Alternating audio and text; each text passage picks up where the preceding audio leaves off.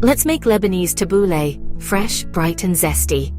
Set out a mixing bowl, ready to combine. Rinse parsley and mint, then pat them completely dry. Finely chopped herbs bring a burst of freshness. Stack the mint leaves and slice into fine ribbons.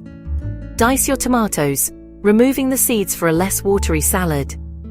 Dice scallions, keeping whites and greens neatly separate. Chop everything finely for that classic fluffy texture. Add fine bulgur to the bowl to soak up flavors. Tip in the chopped parsley and mint, plenty of greens. Fold in tomatoes and scallions until evenly combined. A squeeze of lemon and a drizzle of olive oil enhance every bite. Squeeze in lemon, season with salt and pepper.